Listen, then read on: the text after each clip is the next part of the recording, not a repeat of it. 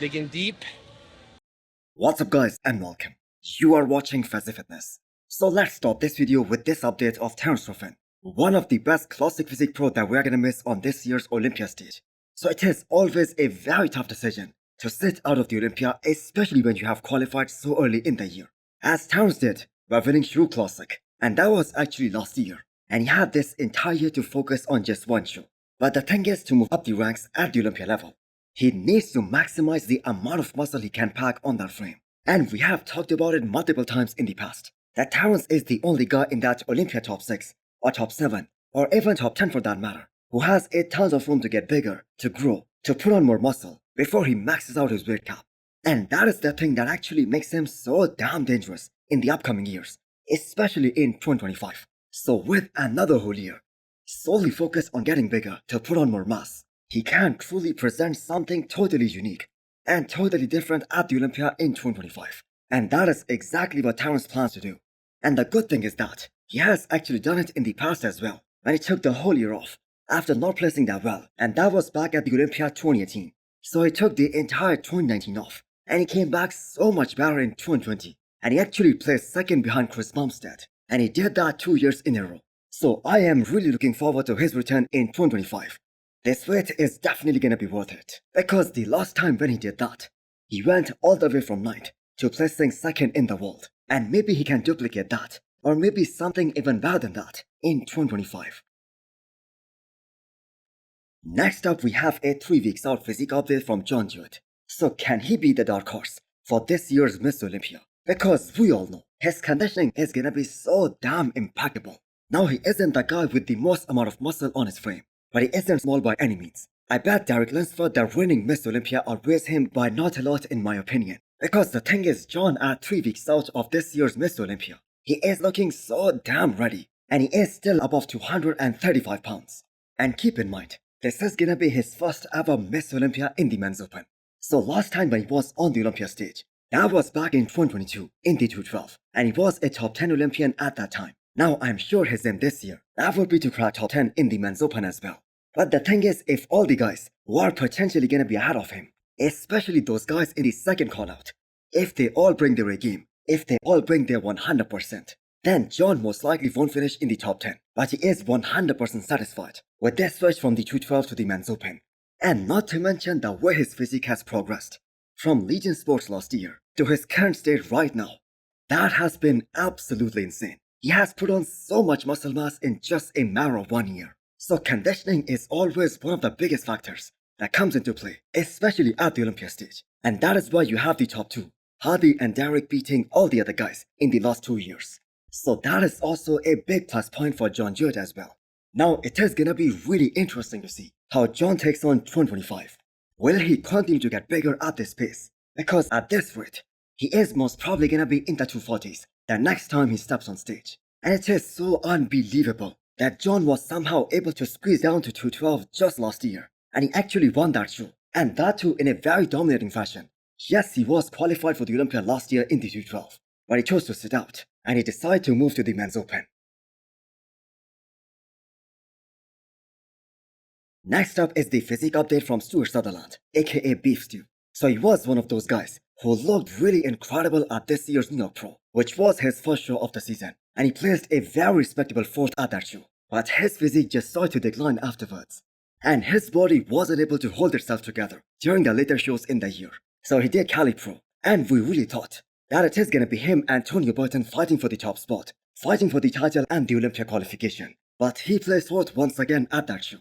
And then he did Van Pro, which was his last show of the year, where his body just completely crushed. So he was once again the favorite going into that show as well. But he just could not replicate that same New York Pro look. So in this day and age, where it is completely normal to be so ready at 5 or 6 weeks out of the show, and that was the case with Beef Stew as well for this year's New York Pro. And that is why he said that that was the reason he could not hold it together for a long competitive season.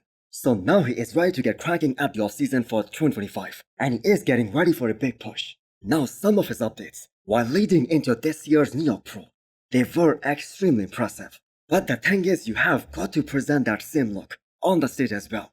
So with a little bit more density and muscle mass, he can definitely fight for his first pro win and also the Olympia qualification for next year.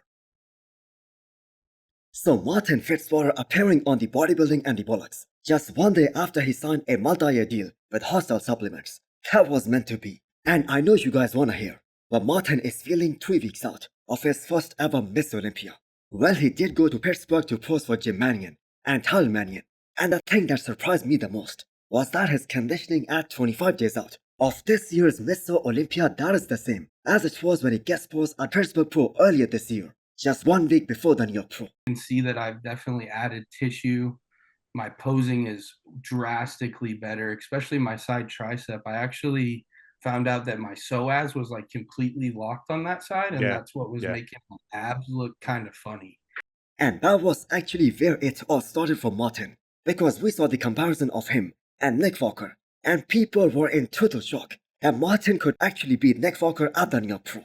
And he did give him one hell of a fight, and he pushed him to his absolute limits. But now this update, considering that he still has 3 more weeks to go, he is definitely surpassing that New York Pro conditioning. And that is gonna be something to remember. So most of the IFB pros, they would be really jealous of Martin's metabolism. Now while they are doing an hour of cardio every single day, Martin at this point, he's still doing 0 cardio. And still his conditioning looks so damn good. And I have to say, if that works for him, then why not? We're still not doing cardio, but we're pushing my food low, man. Like I've done days of like 50 carbs and stuff, and you guys know, like. So out of all the guys who are making their Olympia debuts this year, Martin is most likely gonna place the highest, and he is looking to get into that first call out. Now he did not look that small, standing next to a guy like Nick Walker just a few months ago. So imagine him with a few more pounds of muscle on his frame, and with a better conditioning. I think he is gonna be so damn dangerous for a lot of people. And I am talking about some of the top guys at the Olympia level. I got a lot more time, and they were happy with my New York look, so we know that we can bring something better than that, and that's just really exciting. So it was an awesome opportunity. So there we have our reigning Miss Olympia Derek Lunsford. So more than training, most of us are curious. What is the mindset of the champ at 20 days out of his first ever Miss Olympia title defense? So listen for yourself. Digging deep, we're gonna bring something next level this year, man. Yep, something special is coming to the Olympia stage this year. And Honey Rembrandt is making Derek dig very deep to chase that something special. So how heavy would Derek be at this year's Miss Olympia compared to last year? Because visually he definitely looks bigger everywhere except for his waistline. And he had an entire offseason to get bigger, to grow, to improve certain body parts. So if Derek successfully defends his Olympia title, would he be willing to do the Arnold Classic next year and go for that extra $500,000 in prize money? Because Samson Dauda and Hadi Chupan, they have already announced that irrespective of the results, they are going for the Arnold next year. So those lines that Derek has on his shoulders, they are getting deeper as he gets close and close to this year's Miss Olympia. So his quads have been looking absolutely massive throughout this year. Now it is all about peaking. What would happen when he pulls the water? Will his chest, his legs, and his shoulders flatten out? Or will he be able to maintain a good amount of fullness? So the physique updates that we see from some of these guys, they are usually taken after a workout, when they are fully pumped. But we expect Derek to look all pumped up the moment he walks out on that stage. So Derek has done everything in his power to hit 2 times Olympia champion. But what did you guys think? Will he be able to do that?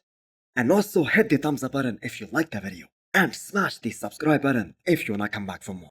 Thanks for watching.